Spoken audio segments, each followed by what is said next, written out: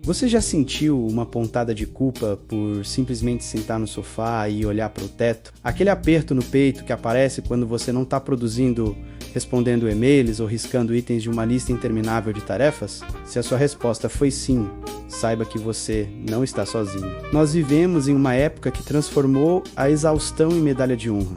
Parece que responder "Tô na correria" quando alguém pergunta como você está se tornou o novo símbolo de status. Mas e se eu te dissesse que essa corrida desenfreada não está apenas te cansando, mas está também roubando a sua genialidade, a sua saúde e a sua conexão com o divino? Seja muito bem-vindo ao De Tudo Um Pouco.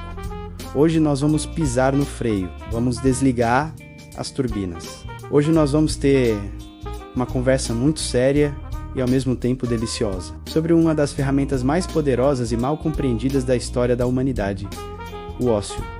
Isso mesmo, não franza a testa, eu não tô aqui para fazer apologia à preguiça. E é aqui que precisamos começar a nossa conversa desenhando uma linha muito clara no chão. Existe uma confusão gigantesca no nosso vocabulário. Preguiça é aquela inércia pesada, aquela falta de vontade de viver, aquele corpo que se recusa a agir. O ócio não. O ócio é uma atividade da alma. O ócio é quando o corpo para que a mente possa voar. Vamos voltar um pouco no tempo porque a história nos explica como chegamos nessa loucura produtiva. Lá na Grécia Antiga, o berço do pensamento ocidental, o trabalho braçal, era visto como algo necessário para a sobrevivência. Mas a verdadeira dignidade humana estava na escolé. Essa palavra grega escolé é curiosa. Sabe o que ela originou? A palavra escola.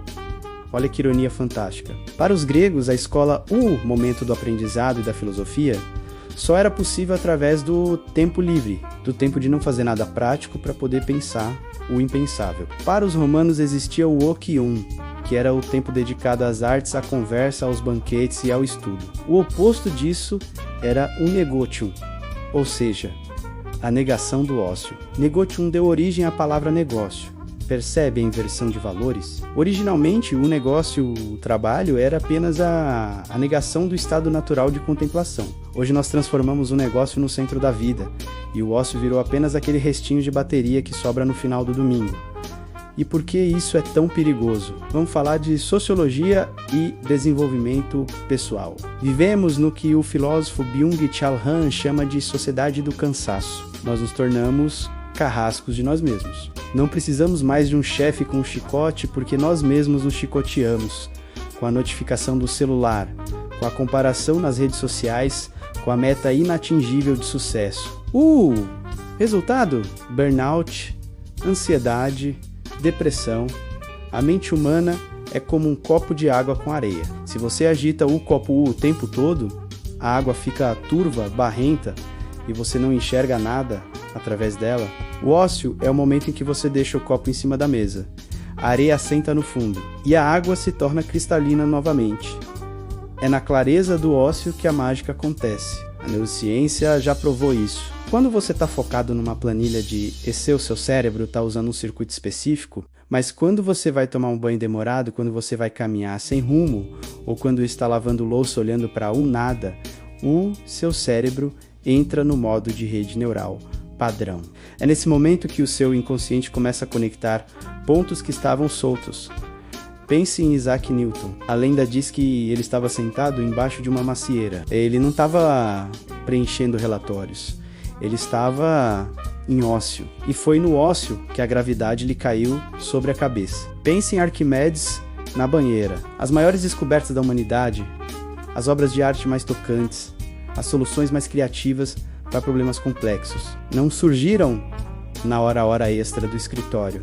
Elas surgiram no silêncio. Elas surgiram no espaço vazio. O sociólogo italiano Domenico Di Masi cunhou o termo ócio criativo. Ele dizia que o futuro pertence a quem souber unir trabalho, estudo e lazer numa coisa só. O ócio criativo não é não fazer nada, é fazer nada obrigatório para poder criar tudo o que é extraordinário. É ler um livro que não tem nada a ver com sua profissão. É assistir a um filme antigo. É observar as formigas no jardim. Tudo isso alimenta o seu reservatório de referências. E aqui entramos num ponto que eu considero o mais bonito dessa nossa conversa. A espiritualidade, independente da sua crença, o ócio é a porta de entrada para o sagrado. Nenhuma oração profunda acontece na pressa. Nenhuma meditação acontece enquanto você rola o feed do Instagram. O divino fala no silêncio. Imagine que a sua alma é como um instrumento musical, um violão.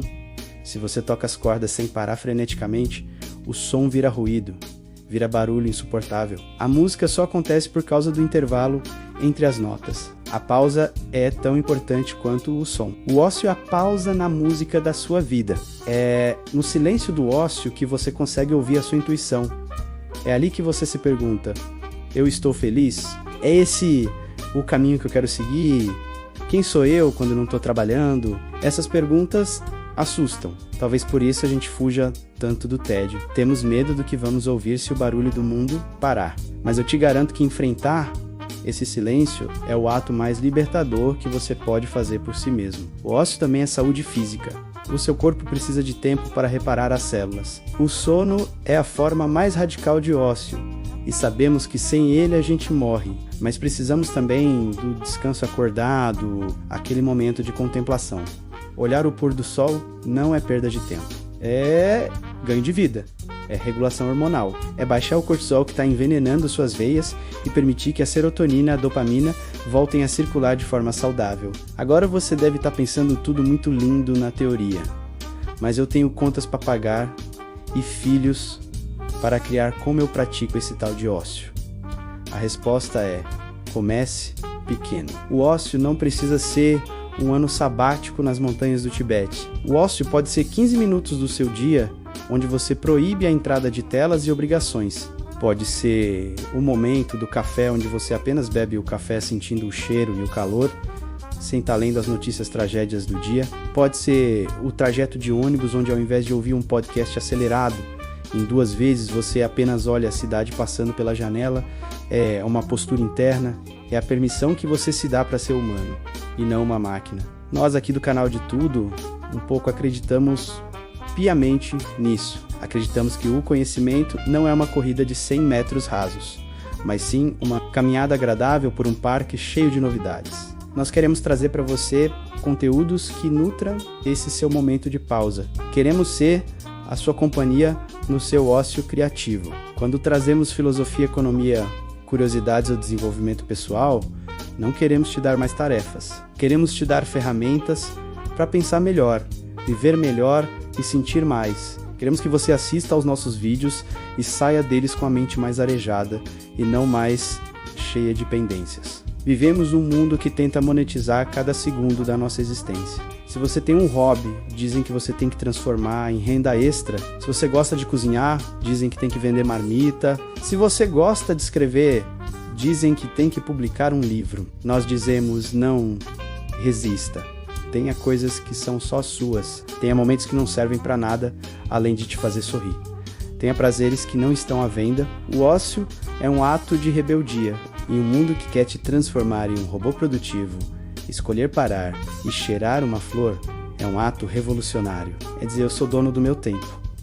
Eu sou dono da minha vida. Então meu convite para você hoje é um pouco diferente. Eu não vou te pedir para correr e fazer algo. Eu vou te pedir para parar. Experimente hoje encontrar uma brecha na sua agenda para o nada. Deixe o celular em outro cômodo. Sente-se confortavelmente e apenas esteja presente. Observe a sua respiração. Observe os pensamentos passando como nuvens no céu, sem se apegar a eles. Você vai ver que no começo dá uma coceira, uma vontade de fazer algo, mas se você resistir vai descobrir uma paz que estava escondida logo abaixo da superfície da pressa. E é nessa paz que residem as suas melhores ideias, a sua melhor versão e a sua saúde. O De Tudo Um Pouco quer ser o seu parceiro nessa jornada de redescoberta. Nós vamos continuar trazendo temas que aguçam a curiosidade e que valem a pena serem contemplados. Temas que você pode levar para esse seu momento de ócio e degustar sem pressa como um bom vinho. Por isso, se você sente que precisa desacelerar para ir mais longe, se você quer conteúdo com profundidade, mas com leveza, se inscreva no nosso canal, venha fazer parte dessa comunidade de pessoas que entenderam que a vida é muito curta para ser vivida apenas no modo automático. Ative as notificações não para ser mais uma interrupção chata no seu dia, mas para ser um lembrete de que existe um lugar na internet onde a pressa não é bem-vinda. Vamos juntos construir um 2026 mais consciente, mais inteligente e, acima de tudo, mais humano. Que a gente aprenda a valorizar o silêncio entre as notas, tanto quanto a música. Que a gente aprenda que não fazer nada, às vezes, é a coisa mais importante a se fazer. Muito obrigado por dedicar esse tempo, esse seu precioso tempo de vida, para estar aqui conosco. Eu espero de coração que você encontre hoje mesmo o seu momento de ócio criativo. Respire fundo. O mundo pode esperar uns minutos. Você é a prioridade. Um grande abraço de toda a equipe de Tudo Um Pouco e até o nosso próximo encontro. Tchau, tchau.